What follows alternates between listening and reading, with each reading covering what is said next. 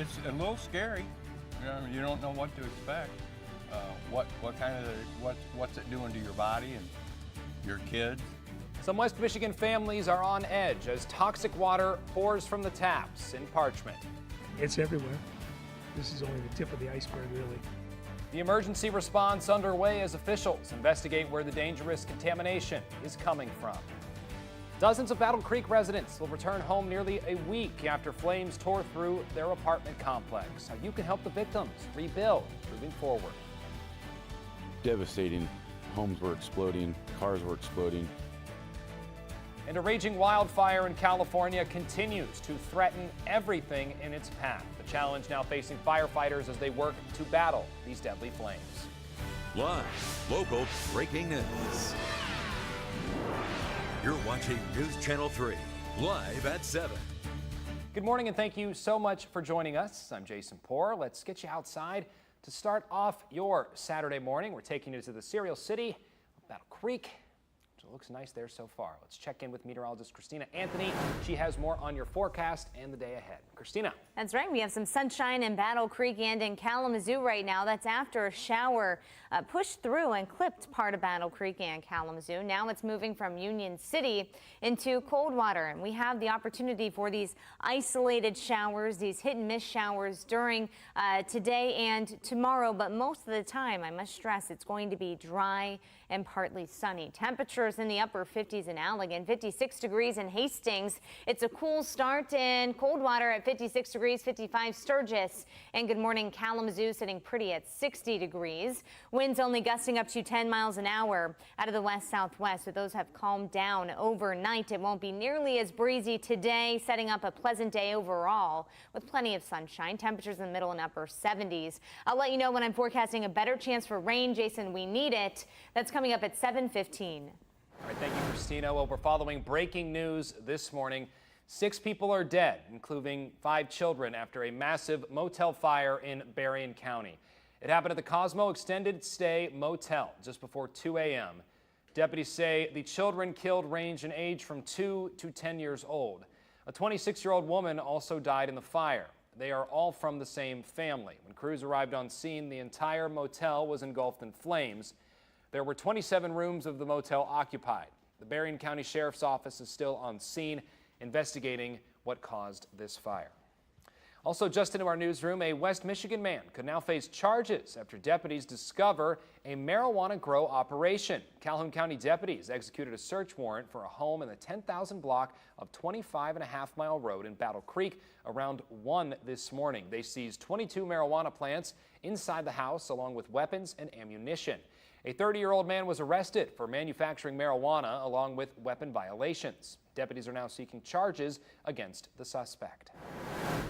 A motorcyclist is recovering in the hospital this morning after being hit by a car in Battle Creek. It happened on West Columbia Avenue and Arbor Street around 2:30 this morning. Police tell us the driver of the motorcycle suffered minor injuries. She's expected to be okay. The driver of the car was not hurt. We're told alcohol is not believed to be a factor. The crash remains under investigation. Well, I'm wondering how long this has been going on. I mean, Parchment at one time was a highly industrialized city with all the paper mills. It's a small community, but when you're giving water to the public, I think there should be testing involved. Especially after this deal with Flint. Thousands of people want to know how long they've been drinking toxic water. Tests show high levels of PFAS, a potentially cancerous chemical, in the water used by the city of Parchment and parts of neighboring Cooper Township. State and Kalamazoo County leaders have a clear message for those families. Do not drink the water until further notice. Bottled water is being handed out at Parchment High School again this morning while crews try and fix this problem. That's where we find News Channel 3's Jake Barrent. Jake, 5,000 cases were handed out yesterday, and it's likely the only water that will be safe to drink for these families for several weeks. Well, that's right, Jason. Officials tell us they have about a 10-day supply for the 3,000 people that are affected by this water problem here in Parchment. Now, they're going to be starting to give out that water at 8 a.m. here today at Parchment High School, as people here are wondering how much longer they'll have to rely on bottled water for drinking water and how the water they've already drank is going to affect their health. It's just scary. Like football practice, we have it every day. We have like a water horse type thing, and we drink this water every day. They have babies that drink this water, you know, and the guy I take care of, he's old and he's frail, and he's been consuming this water for years. Kalamazoo County Sheriff Richard Fuller tells us about 3,000 people are affected by this, and close to 1,000 households are now stocking up and making sure they have enough water to get them through the coming days. Now, organizers started handing out thousands of cases of water on Friday in Parchment. This after on Thursday, the EPA reported they found PFAS levels up to 20 times higher than what they consider safe in the drinking water supply of Parchment and other parts of Cooper Township. Now, everyone is being told not to drink the water, not to cook with it, but health officials say you can still use water for bathing, for washing clothes, for washing dishes. And again, if you live in the affected area, they're going to begin handing out more cases of water this morning at Parchment High School beginning at 8 a.m. We're live in Parchment. Jake Burrent, News Channel 3. Thank you, Jake. Health and environmental experts are still trying to find the source of Parchment's PFAS contamination.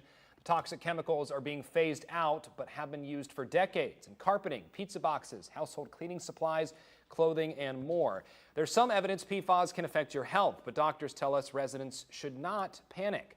Local and state health officials say they don't know how long high levels of PFAS have been in the Parchment water system. This is the first time it's been tested under a statewide effort. According to the Environmental Protection Agency, long-term exposure to PFAS in humans can cause high cholesterol levels. More limited findings include effects on the immune system, cancer, and thyroid hormone disruption. Officials say research on the side effects of PFAS is still developing, and there's no reason to panic. No one at this point is saying anyone would be harmed by this. It's just that we need to think about that, investigate that, collect data, and work together going forward for an extended period of time. State officials will be testing private wells in the Parchment area in the coming weeks.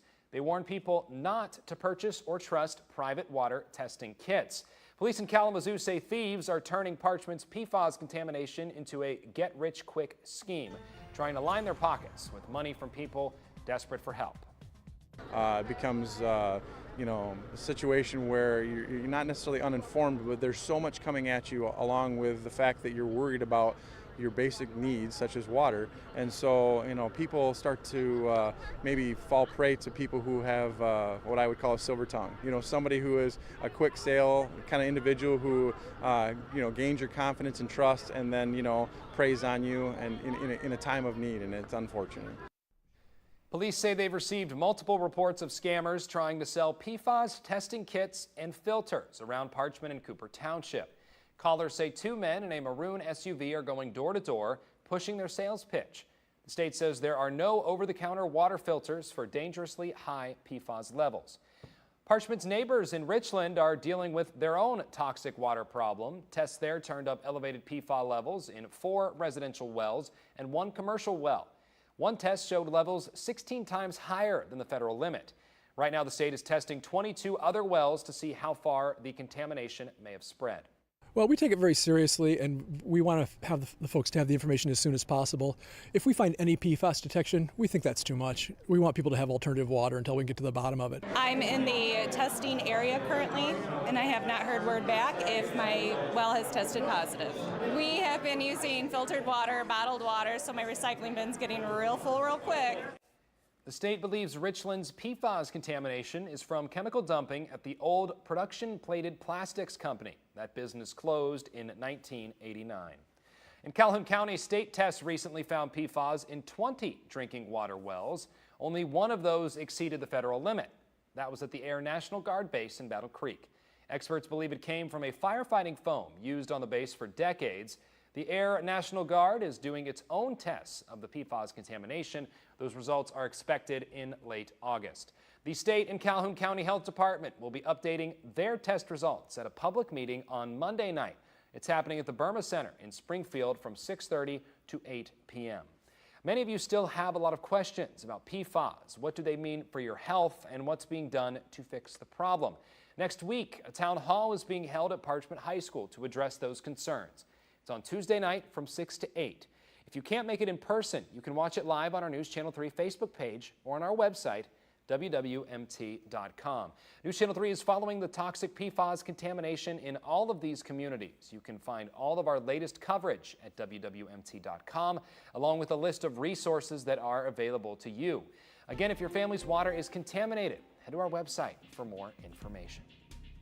Well, today, some folks in Battle Creek will be able to return home for the first time since a massive fire ripped through their apartment complex. Giant flames turned most of the Village Inn apartments in Battle Creek to charred rubble and ash last weekend. More than 80 people are still displaced this morning.